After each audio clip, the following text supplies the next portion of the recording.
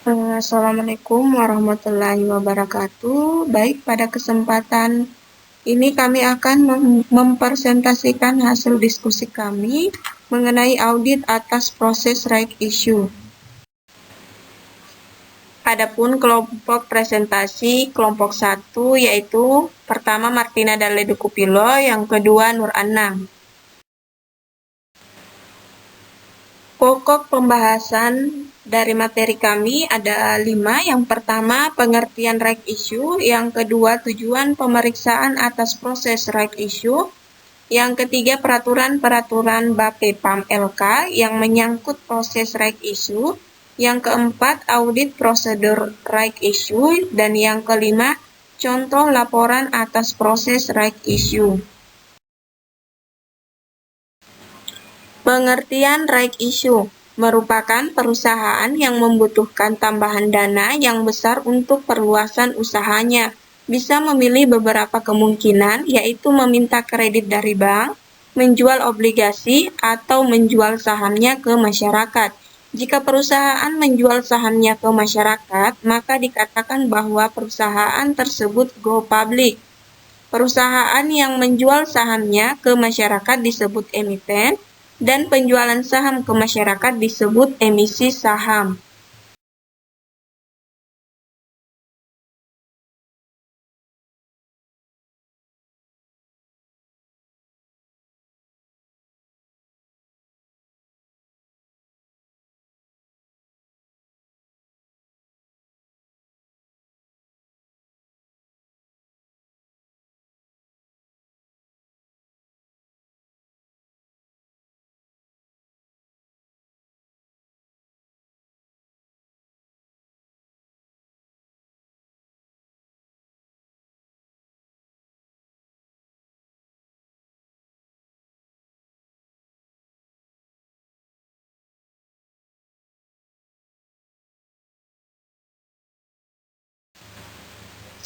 Persyaratan go public ada 6. Yang pertama, perusahaan harus transparan.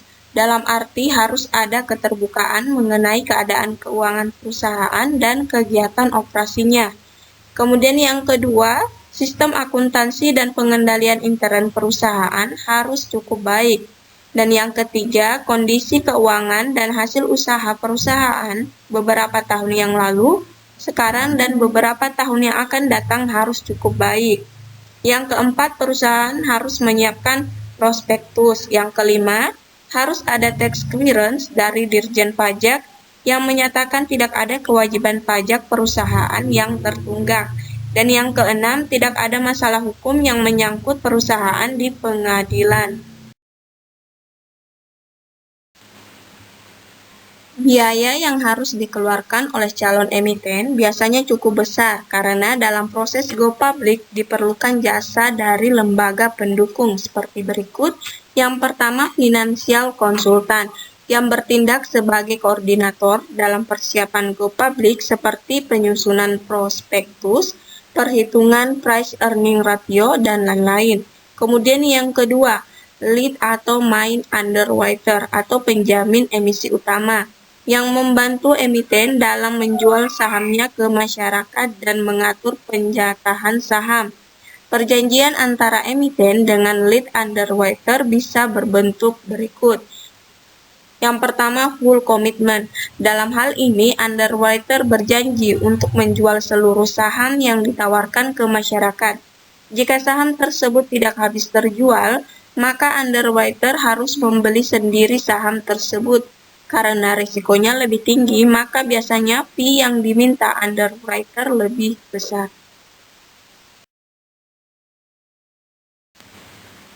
Kemudian, best effort. Dalam hal ini, underwriter berjanji akan berusaha sebaik-baiknya untuk menjual seluruh saham yang ditawarkan ke masyarakat.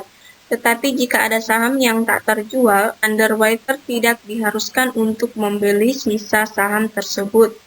Karena risikonya lebih kecil, maka biasanya fee yang diminta underwriter juga lebih kecil.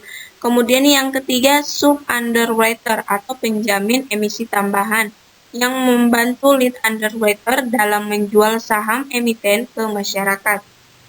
Yang keempat, kantor akuntan publik yang bertugas untuk mengaudit laporan keuangan calon emiten untuk beberapa tahun yang lalu dan untuk periode berjalan. Kantor akuntan publik yang ditunjuk beberapa atau salah satu partnernya harus menjadi anggota Forum Akuntan Pasar Modal dan terdaftar di Bapepam LK.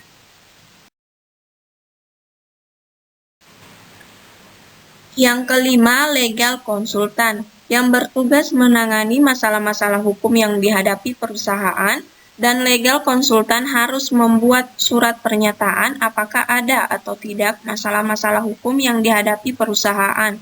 Misalnya ada tuntutan dari pihak ketiga di pengadilan pada saat perusahaan akan go public. Yang keenam, notaris yang bertugas menangani perubahan dan pembuatan akta-akta yang diperlukan perusahaan dalam rangka go public. Yang ketujuh, tax konsultan yang bertugas menangani masalah-masalah perpajakan perusahaan, termasuk mengusahakan diperolehnya tax clearance dari Dirjen Pajak. Yang kedelapan, appraisal company yang bertugas melakukan penilaian kembali terhadap aset perusahaan agar sesuai dengan harga pasar yang wajar. Kemudian yang kesembilan, Biro Administrasi Efek yang bertugas mengadministrasikan daftar pemegang saham dan pembayaran dividen. Jika ketentuan-ketentuan dalam Undang-Undang Nomor 8 Tahun 1995 tentang pasar modal dan semua persyaratan yang ditentukan Bapepam LK sudah dipenuhi, barulah Ketua Bapepam LK mengeluarkan izin untuk penjualan saham perusahaan ke masyarakat.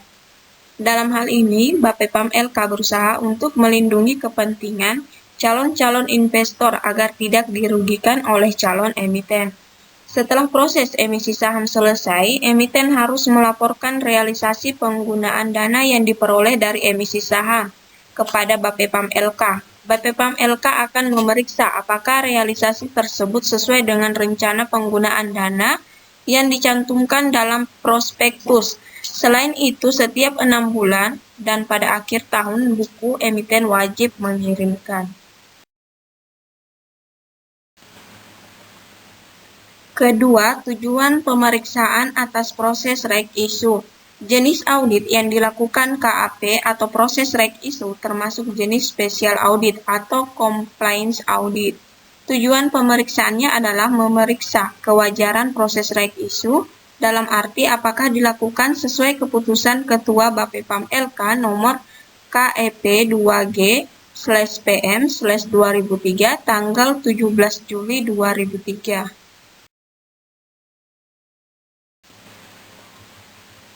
Ketiga, peraturan-peraturan Bapepam LK yang menyangkut proses reg issue. Ketua Bapepam LK telah mengeluarkan beberapa surat keputusan yang berkaitan dengan hak memesan efek terlebih dahulu, antara lain, yang pertama, keputusan Ketua Bapepam LK nomor KEP 26/PM/2003 tentang hak memesan efek terlebih dahulu, dan lampirannya berupa peraturan nomor 9/D1 hak memesan efek terlebih dahulu.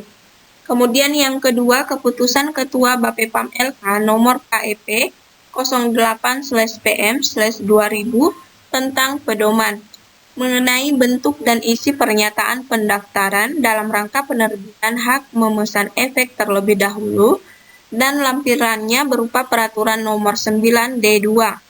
Pedoman mengenai bentuk dan isi pernyataan pendaftaran dalam rangka penerbitan hak memesan efek terlebih dahulu. Yang ketiga, keputusan Ketua Bapepam LK nomor KEP 09/PM/2000 tentang pedoman mengenai bentuk dan isi prospektus dalam rangka penerbitan hak memesan efek terlebih dahulu, dan lampirannya berupa peraturan nomor 9/D3 pedoman.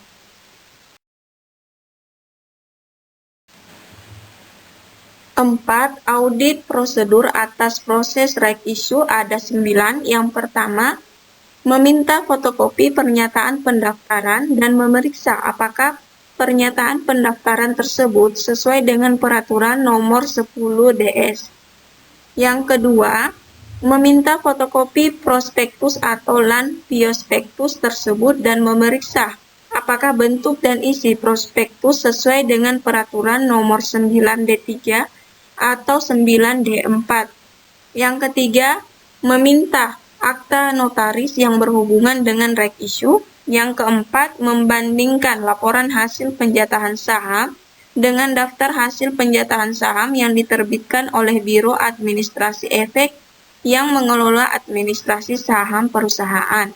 Yang kelima, membandingkan hak untuk memesan terlebih dahulu yang dimiliki oleh para pemegang saham perusahaan dengan keputusan rapat umum luar biasa para pemegang saham.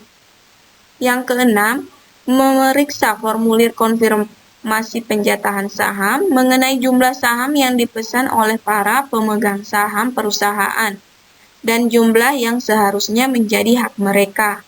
Yang ketujuh, memeriksa formulir konfirmasi penjatahan untuk mengetahui kesesuaian hasil penjatahan dengan keputusan rapat umum luar biasa para pemegang saham. Yang kedelapan, meminta rekening koran atau daftar pembayaran atas saham yang dibeli oleh para pemegang saham. Yang kesembilan, mengirim surat konfirmasi kepada pemegang saham utama perusahaan bahwa sisa saham yang tidak diambil oleh pemegang hak atau pemegang saham lama akan dibeli oleh pemegang saham utama. 5. Contoh laporan audit atas proses reg issue. Laporan audit atas proses reg issue terdiri atas berikut. Yang pertama, pernyataan akuntan. Yang kedua, laporan hasil penjatahan saham. Yang ketiga, daftar hasil penjatahan saham.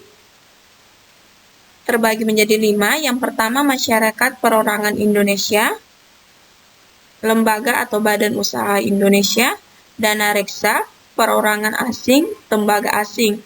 Dan yang keempat, akta notaris perjanjian pengalokasian sisa saham.